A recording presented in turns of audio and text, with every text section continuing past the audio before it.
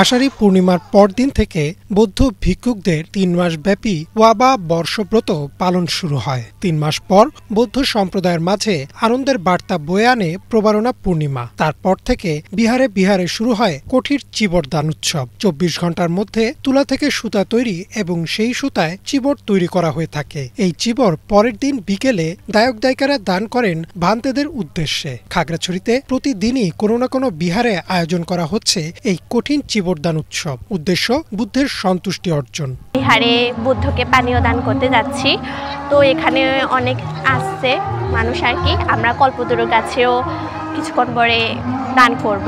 দানের অনুষ্ঠান ক্ষেত্রে তো সবকিছুই দান হবে। তো চিবর দান করছি, তারপরে কল্পতরু, আরও ওই যে খাবার দাবার দান হয়, মানে মানুষদেরকে দান করে। আর ভান্তেদের ক্ষেত্রে তো আলাদা, সেগুলো আর কি। আমরা আজকে আসছি কঠিন চিবর দানে। এই যে এটা আমাদের হচ্ছে একটা আচার বা অনুষ্ঠান।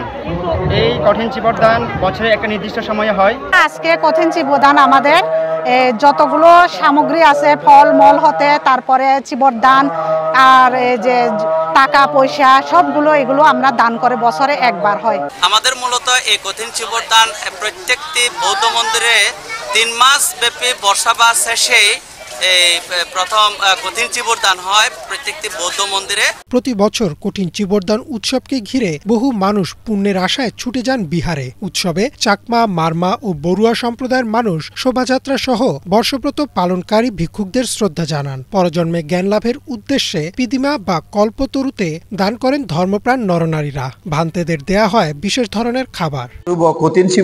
কঠিন চিবরদানটা হচ্ছে যে কোনো বিহারে কোনো ভিক্ষু সংঘ বর্ষবাস অতিবাহিত করার পরে শ্রদ্ধাবান দায়ক দায়িকারা শুভ কঠিন চিবরদান উদযাপন করে থাকেন। সেই উদযাপনের মাধ্যমে ভিক্ষু সংঘদেরকে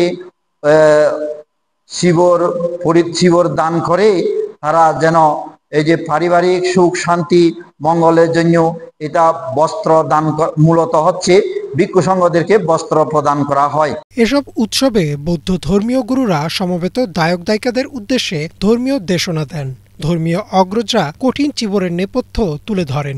মাসব্যাপী শুরু হওয়া এই চিবরদানের মাধ্যমে ধর্মীয় দৃষ্টিকোণ থেকে পুনর্জন্ম ও কর্মফলে বিশ্বাসী বৌদ্ধ ধর্মাবলম্বীদের কায়িক, বাচনিক ও মানসিক বাসনা পূর্ণ হবে, এমনটাই প্রত্যাশা বৌদ্ধ ধর্মাবলম্বীদের। Desk report, Bangla vision.